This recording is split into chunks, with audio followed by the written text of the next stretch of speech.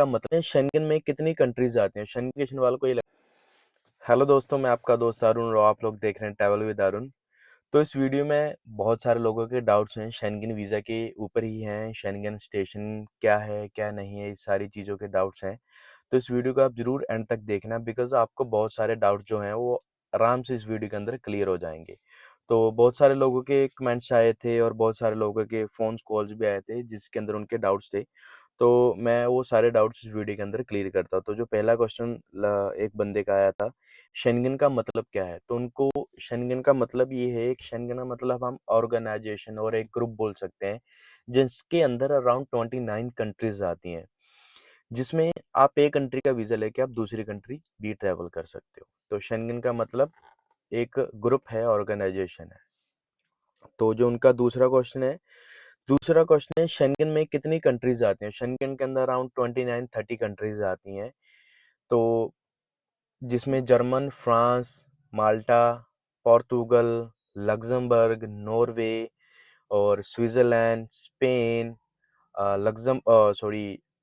Luxembourg तो हो ही गया अपना, लातविया हो गया और अपना इस्टोनिया हो गया, है ना? लिथुआनिया हो गया। ये काफ़ी सारी कंट्री है जो सारी ये शेंगेन स्टेशन के अंदर ही आती हैं। तो तीसरा क्वेश्चन जो क्या हम एक शेंगेन कंट्री का वीज़ा लेके दूसरी कंट्री जा सकते हैं? हाँ जी, बिल्कुल आप एक कंट्री का वीज़ा लेके आप दूसरी कंट्री पे ट्रैवल कर सकते हो। जैसे कि अगर आपके पास जर्मन का वीज़ा है, तो आप जर्मन के वीज़ा के साथ फ्रांस जाना चाहते हो, तो आप फ्रांस जा सकते हो।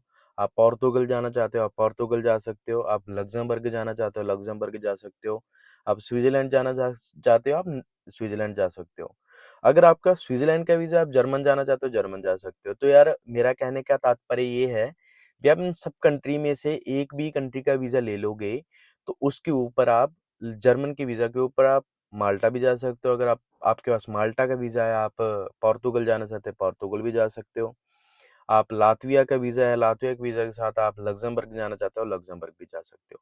तो ये सारी कंट्री आपस में अटैच्ड हैं, लैंड बॉर्डर के थ्रू भी है, बाय एयर भी जा सकते हो, अगर शिप जाती है तो बाय शिप भी जा सकते हो। तो आप इन सब कंट्री के अंदर एक कंट्री का वीज़ा लेके आप साथ वाली कंट्री सारी आप ट्रैवल कर सकते हो एक वीज़ा के ऊपर। लेकिन इसमें मैं थोड़ी-सी एक चीज़ आपको और क्लियर कर देता हूँ।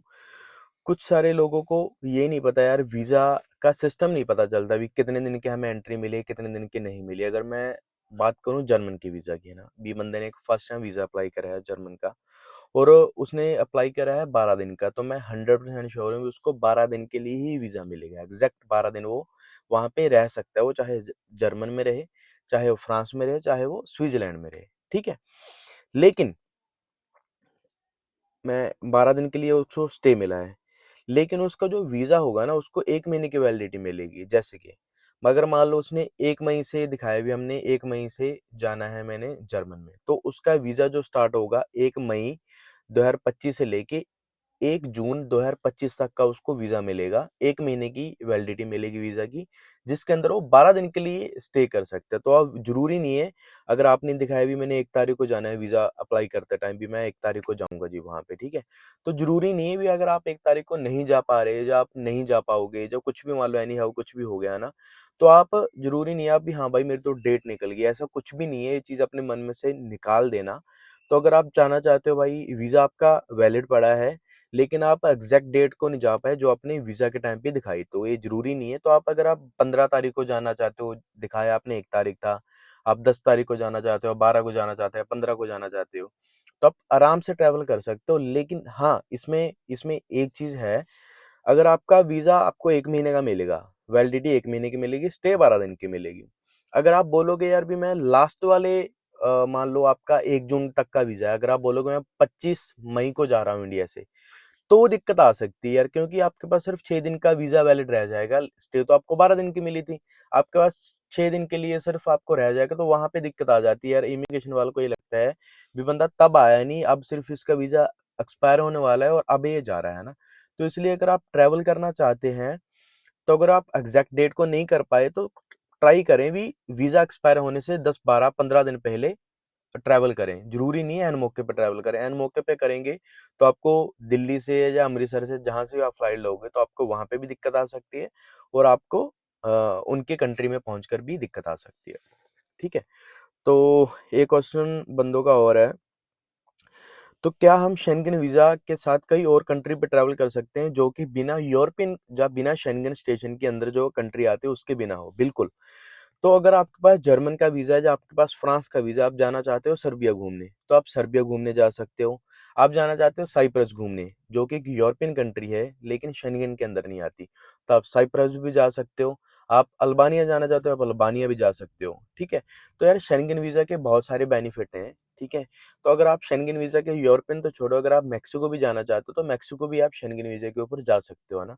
बहुत सारे लोग ट्रैवल करते ही हैं, देखो गलत तरीके से नहीं मैं बोल रहा, बहुत सारे लोग घूमने के पर्पज़ से जाना चाहते हैं मेक्सिको, तो आप अगर अगर आपके पास जर्मन का वीज़ा है, अगर आप मेक्सिको जाना चाहते हो, तो आप मेक्सिको जा सकते हो ईज़िली, ठीक है? किसी किंतु-परंतु के हाँ, अगर आपके अंदर कॉन्फिडेंस है, बिकॉज़ वो तो आपको थोड़ा बहुत इश्यू क्रिएट कर सकते हैं। हाँ, अभी तो मेक्सिको क्यों जा रहा है? क्योंकि यार एक शेंगेन वीज़ा के ऊपर मेक्सिको अलाउ है, रूल के अकॉर्डिंग सब कुछ ओके है, ठीक है? मेरे काफ़ी यार दोस्त जो हैं, उन्होंने ट्रैवल भी करा है। तो जा सकते हो, लेकिन आपके अंदर कॉन्फिडेंस होना चाहिए। ये ना हो भी अगर आप डर रहे हो, तो आपको एयरपोर्ट पे दिक्कत आ सकती है, बिकॉज़ उनको तो यार उनके लिए तो सब हम एक जैसे ही हैं। मान लो मैंने भी ट्रैवल करना, तो वो मेरे को भी यही समझेंगे भाई गलत है बंदा, ठीक है? चाहे मैं ऑलरेडी 3-4 बार शेंगेन ट्रैवल्ड हूँ, लेकिन उनके लिए सारे हम एक जैसे ही हैं, तो इसलिए कॉन्फिडेंस आपके अंदर होना चाहिए, तो आप ईज़िली आप वहाँ पे जा सकते हो। अगर मैं आपको एक बात करूँ यार, मेरी 2021 की बात है, तो यार मैंने एक ट्रिप बनाया इंडिया से दुबई, दुबई से सर्बिया और सर्बिया से रशिया। तो 3 कंट्री का मैंने ट्रिप बनाया और मैंने टिकट-विकट सब कुछ कर रखे थे। एक सेकंड में माइक देख लूँ चल रहा है कि नहीं। तो मैंने एक ट्रिप बनाया पूरा, ठीक है? तो भाई मैं इंडिया से गया दुबई, दुबई में 1-2 दिन 3 दिन घूमा और उसके बाद मैं अबू धाबी चला गया। अबू धाबी से मेरी फ्लाइट थी विज़ एयरवेज़। पहले सर्बिया का वीज़ा लेने की रिक्वायरमेंट नहीं होती थी दिसंबर 2021 तक। उसके बाद 22 में जाकर उन्होंने वीज़ा मैंडेटरी कर दिया था बंदों के लिए भी, अगर जिसको ट्रैवल करना है, उसको वीज़ा लेना ही पड़ेगा, ठीक है? तो ये चीज़ मैं पहले बता दूँ। तो तब वीज़ा की रिक्वायरमेंट नहीं होती थी, दिसंबर 2021 की बात कर रहा हूँ मैं। तो भाई मैं अबू धाबी से विज़ एयरवेज़ थी मेरी, तो जो कि हमें सर्बिया बेलग्रेड पहुँचाती। तो उसमें क्या हुआ, हम अराउंड मेरे याद है मोटा-मोटा हम 30 से 40 इंडियन थे, जो कि अबू धाबी एयरपोर्ट पे थे, जिन्होंने अबू धाबी एयरपोर्ट से विज़ एयरवेज़ के थ्रू सर्बिया जाना था। हम सारे के सारे लाइन में खड़े थे और उन्होंने अनाउंस करा कि जितने भी इंडियन हैं, सारे एक साइड पे हो जाएँ। तो भाई चलो हम जितने इंडियन थे सारे एक साइड पे हो गए।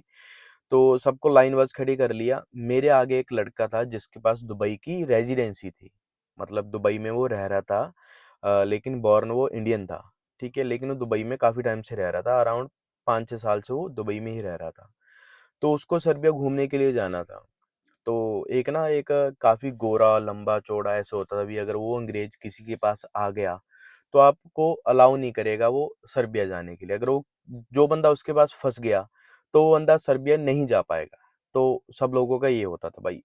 कसम से बात है ये, वो बंदा आया हमारे पास। मेरे से पहले वो दुबई की रेज़िडेंसी वाला लड़का खड़ा था। तो उससे पूछा भी कहाँ जाना है? उसने बोला सर्बिया जाना है। तो कह रहा क्या डॉक्यूमेंटेशन है? तो उसने बोला मैं दुबई का रेज़िडेंट हूँ, है ना? तो कह रहा यू आर नॉट अलाउड। चलो जी, बंदे को लाइन से बाहर निकाल दिया। सेकंड मेरी टर्न थी। मेरी तरफ आया, मेरा पासपोर्ट देखने लग गया। अगर मैं बात करूँ 2021 से पहले मेरी जो ट्रैवल हिस्ट्री थी, एक बार पहले मैं थाईलैंड ट्रैवल्ड था, एक बार पहले रशिया ट्रैवल्ड था, एक बार पहले दुबई ट्रैवल्ड था। सिर्फ़ 3 कंट्री पहले ट्रैवल्ड था। उसके बाद उसी ट्रिप के अंदर मैंने दुबई दोबारा से कवर कर लिया था। रशिया का वीज़ा मेरे पास वैलिड था, बिकॉज़ मैंने सर्बिया से रशिया जाना था और सर्बिया के वीज़ा की रिक्वायरमेंट ही नहीं थी। तो क्या हुआ जी, उसने मेरा पासपोर्ट वो देखने लग गया।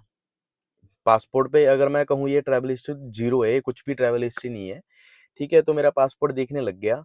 तो उसने पहले पहले वाला रशिया का वीज़ा देखा, नया देखा, दुबई की पहले वाली स्टैम्प देखी, नहीं देखी और थाईलैंड की वाली पहले देखी।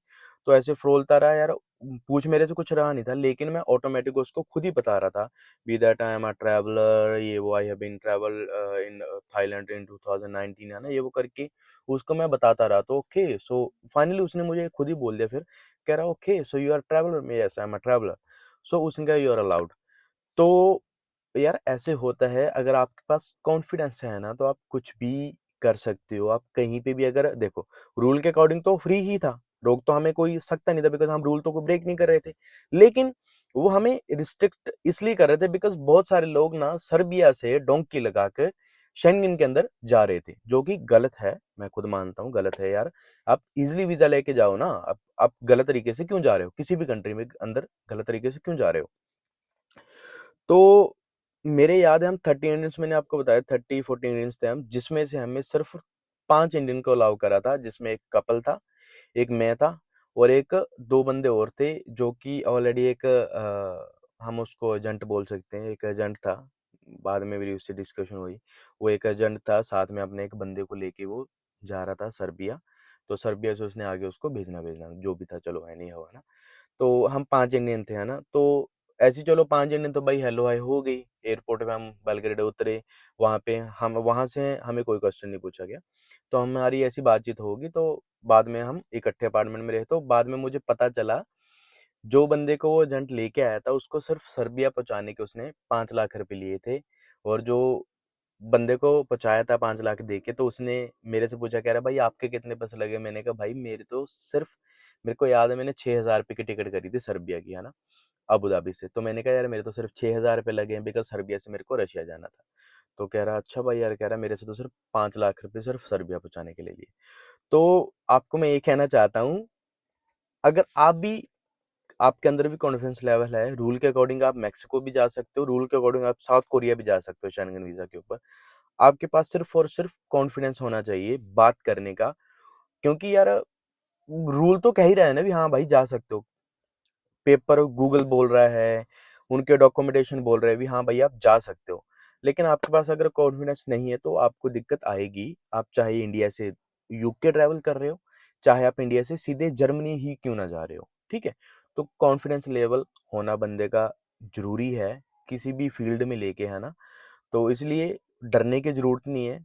अगर आपको किसी भी कंट्री में ट्रैवल करना है, बस हौसला रखो और चलते रहो, है ना? कोई लोगों के मन में बहुत सारे डाउट होते हैं, भाई दिल्ली एयरपोर्ट पे ये कर लेंगे, वो कर लेंगे।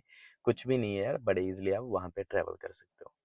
अगर आपका फिर भी कोई डाउट हो, कोई भी आपकी इंक्वायरी हो, मैं इंस्टाग्राम पे डेली बेस के ऊपर पोस्ट करता रहता हूँ, वीज़ा भी करता रहता हूँ, अपनी ट्रैवलिंग वीडियोज़ भी पोस्ट करता रहता हूँ, तो आप वो भी देख सकते हैं, ठीक है? और बाकी मेरे को कॉल पे बात भी कर सकते हैं, आप किसी भी कंट्री का वीज़ा लगवाना चाहते हैं, सिर्फ़ और सिर्फ़ टूरिस्ट वीज़ा, है ना? तो बाकी बने रहिए ट्रैवल विद अरुण के साथ, मिलते हैं अगली वीडियो में, तब तक के लिए बाय बाय। हाँ, लेकिन लास्ट में ये कहना चाहता हूँ, चैनल को सब्सक्राइब करना, वीडियो को लाइक करना, कमेंट करना और अपने दोस्तों के साथ शेयर करना, बिकॉज़ बहुत सारे लोगों को इस चीज़ से, इस वीडियो से बहुत सारी नॉलेज मिलेगी। So thank you, bye bye.